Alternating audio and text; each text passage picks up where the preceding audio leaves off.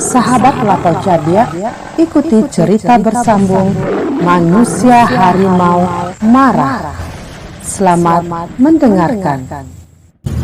Kalau kakekku tak sanggup, aku akan coba minta bantuan pada Datuk Nan Kunyang. Dalam hati, Erwin setengah yakin bahwa mayat yang bisa hidup kembali dan sewaktu-waktu keluar dari kuburannya di Kebayoran Lama itu dapat menolong babi hutan ini. Ki Ampuh membungkukkan badannya sebagai tanda hormat kepada Erwin. Dalam hati, ia berharap dan sudah hampir yakin bahwa ia akan jadi manusia kembali. Betapa akan enaknya hidup kembali dengan istri-istrinya yang masih muda belia. Tak pernah terlintas dalam hatinya, mungkin perempuan-perempuan itu akan ketakutan sepanjang tahu mereka ia telah mati dan berubah jadi babi. Ki Ampuh mohon diri setelah mengulangi harapan dan permohonannya. Erwin memandanginya sampai ia hilang entah kemana. Dengan langkah gontai ia masuk ke rumah, memikirkan segala macam keajaiban yang dapat terjadi di dunia ini. Kalau Opung dan ayahnya merupakan manusia harimau, maka ini baru saja berhadapan dengan manusia yang mati menjadi babi. Ia pun bertanya-tanya di dalam hati, akan jadi apakah ia kelak setelah mati. Erwin masuk kamar tidur. Ia jadi kaget sekali, walaupun dalam keadaan biasa ia tidak mestinya terkejut. Yang menantikannya bukan ular kobra atau piton, bukan pula ratusan kalajengking dan kelabang, juga bukan jin atau hantu. Yang duduk di kamar itu tak lain daripada ayah dan opungnya, Jalubuk dan Raja Tigor. Erwin memberi salam dengan mencium tangan kedua manusia harimau yang bangkit dari kuburannya di Mandailing sana. Erwin memandang heran, tak tersembunyikan olehnya. Kau heran melihat Opung dan ayahmu datang, padahal tak kau memanggil? Tanya Jalubuk. Erwin tidak menjawab. Kami datang sebelum kau panggil. Kau akan meminta Opung datang, bukankah begitu? Tanya ayahnya lagi. Erwin masih tidak menjawab. Ia heran bagaimana ayahnya bisa tahu walaupun ayahnya mempunyai banyak ilmu. Biasanya ayah atau opungnya datang kalau ia memanggil atau dirinya dalam bahaya. Kau dalam bahaya, Erwin, kata Raja Tigor kepada cucunya itu. Tetapi aku sudah tidak mempunyai musuh, Opung, jawab Erwin. Orang semacam kau tidak akan pernah bebas musuh. Selalu saja ada yang dengki dan hasad. Tetapi mengapa begitu, Opung? Tanya Erwin. Begitulah, sudah kebiasaan di dunia ini. Orang pandai selalu punya banyak saingan. Kau keliru lagi kalau menyangka bahwa Ki Ampuh telah hilang dari riwayat hidup yang masih kau hadapi. Tetapi dia baru saja datang untuk meminta bantuan, kata Erwin. Kami ketahui kedatangannya, bahkan maksudnya, kata Raja Tigor. Dia minta tolong. Opung sudah tahu? Tanya Erwin.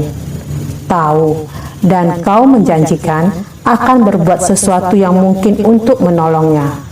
Kau akan memanggil opungmu. Kalau beliau tak sanggup, kau akan minta bantuan Datuk Nan Kunyang. Benar, Opung. Bukankah Opung mengajarku bahwa kita harus mempunyai sifat suka memaafkan? Aku telah memaafkannya. Ia telah terhukum oleh sumpahnya. Ia telah menjadi babi hutan, hina tak terhingga. Jangan tolong dia, kata Raja Tigor memerintah. Terdengar dari suaranya bahwa ia memerintah bukan sekedar memberi nasihat atau meminta pada cucunya. Apakah Opung dapat menjadikannya jadi manusia kembali? Tanya Erwin. Aku tidak punya ilmu memanusiakan babi, walaupun tadinya ia manusia. Tetapi Datuk Nan Kunyang dapat menolongnya, walaupun tidak terus-menerus jadi manusia. Datuk Nan Kunyang punya kekuatan ilmu untuk membuat Ki Ampuh sewaktu-waktu seperti manusia. Begitu hebat beliau, Opung?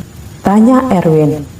Sebenarnya bukan manusia sebagai manusia lain, tetapi orang akan melihatnya sebagai manusia. Ia tetap babi hutan. Pandangan orang akan tertipu oleh ilmu gaib yang dimiliki Datuk Nan Kunyang. Kalau ilmu itu diajarkan kepada Ki Ampuh, maka orang akan melihatnya sebagai manusia kembali dengan sifat-sifatnya yang amat buruk. Ia bisa melakukan berbagai kejahatan terhadap manusia, termasuk pada wanita-wanita yang telah pernah jadi istrinya karena diguna-guna. Tetapi, kata Erwin, ingin mengatakan bahwa ia kasihan pada babi hutan itu. Tetapi kau kasihan padanya, kata Raja Tigor meneruskan kalimat cucunya. Sesungguhnya kita wajib merasa kasihan terhadap tiap makhluk yang malang. Itu menjadi prinsip dalam hidup kita sekeluarga turun-menurun. Walaupun kita hanya ditakdirkan menjadi manusia-manusia harimau. Tetapi kalau menyelamatkan seseorang untuk menyediakan diri kita jadi korbannya, maka perbuatan itu menjadi suatu kebodohan. Bahkan pengkhianatan terhadap diri kita dan keluarga kita sendiri. Jadi, buang niat dari kepalamu untuk membantu dia. Kau tidak akan berdosa karena itu. Dengar apa yang dikatakan opungmu, kata Jalubuk menguatkan. Terdengar pintu diketuk dari luar, tanda ada tamu. Bukalah Erwin, itu Datuk Nan Kuniang. Telah sejak tadi kucium kehadirannya di luar, kata Raja Tigor. Tatkala pintu dibuka, masuklah dia, sang mayat yang bangkit dari kuburnya di Kebayoran Lama. Kau kata kau mengetahui kehadiranku sejak tadi di luar, kata Datuk Nan Kuniang. Mengapa tidak sejak tadi kau suruh aku masuk? Barangkali kau mau berangin-angin di luar, jawab Raja Tigor. Dia tertawa sebagaimana lazimnya manusia biasa yang tertawa dan berkelakar. Keempat insan yang aneh, tetapi sesama makhluk hamba Allah berkumpul di sana. Memang aku punya ilmu untuk mengelabui penglihatan orang, tetapi aku tidak akan memberikannya kepada Ki Ampuh. Ada firasat kuat padaku bahwa ia akan menyalahgunakannya. Apa yang dikatakan opungmu benar, Erwin. Jangan kau bantu dia. Kasihan boleh, tetapi memberi dia kesempatan untuk melakukan kejahatan lagi jangan. Menurut hukumnya, kau turut berdosa dan bertanggung jawab, kata Datuk Nan Kuniang. Tak lama kemudian Raja Tigor dan anaknya Jalubuk meninggalkan Erwin. Begitu pula Datuk Nan Kuniang kembali ke rumahnya, sebuah kuburan di Kebayoran Lama. Keesokan malamnya, Ki Ampuh dalam bentuknya sebagai babi hutan datang lagi ke pekarangan Erwin untuk menanyakan kabar tentang permohonannya. Dengan berat hati ia menyampaikan bahwa opungnya dan Datuk Nan Kuniang tidak sanggup mengubah dirinya sebagai manusia. Babi hutan itu terdiam, putus asa. Kemudian ia berkata, mereka dapat menolong kalau mau, tetapi mereka tidak sudi lagi membantu karena aku telah membuat kesalahan. Erwin tidak menanggapi. Tanpa pamit, babi hutan itu pergi dengan dendam yang amat hebat di dalam hatinya.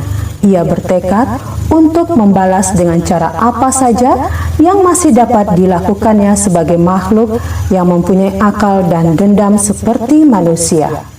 Erwin tergetar melihat kepergian Ki Ampuh, tetapi ia tidak memikirkan apa yang akan terjadi.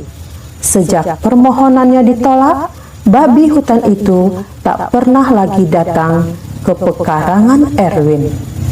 Sampai hampir 3 bulan lamanya, sehingga manusia harimau itu menyangka bahwa berakhirlah sudah segala hubungannya dengan penjelmaan dari manusia Ki Ampuh itu. Sesekali Erwin diminta orang untuk mengobati penyakit yang telah berat dan tak terhadapi lagi oleh dokter maupun dukun kawakan. Dan Erwin pun hanya mau mencoba kebolehannya kalau si sakit benar-benar telah melalui segala macam pengobatan. Ia takut peristiwa semacam dengan Ki Ampuh terjadi lagi, sehingga menyebabkan adanya musuh atau musuh-musuh baru. Erwin akan bertanya lebih dulu kepada keluarga si sakit, apakah dukun-dukun benar telah menyatakan tak sanggup dan mengundurkan diri.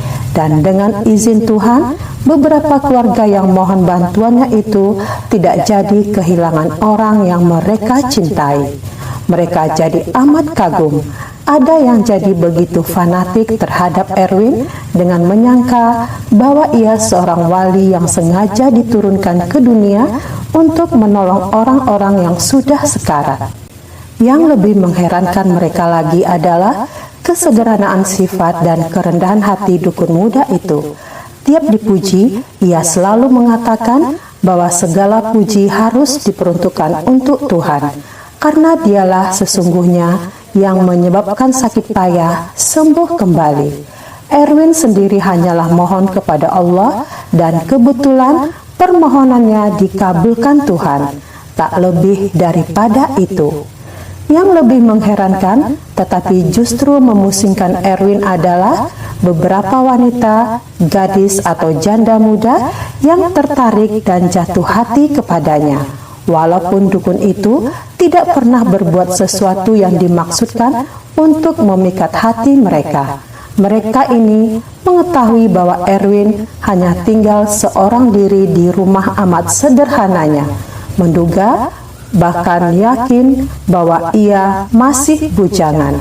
Mengetahui hal ini, Erwin memandangnya sebagai lampu kuning yang kalau dibiarkan bisa jadi lampu merah. Ia teringat pada Mbah Penasaran yang pernah digilainya. Ia pun teringat pada istri orang kaya di Surabaya yang hampir gila karena jatuh cinta kepadanya, sehingga ia terpaksa melarikan diri dari kota itu.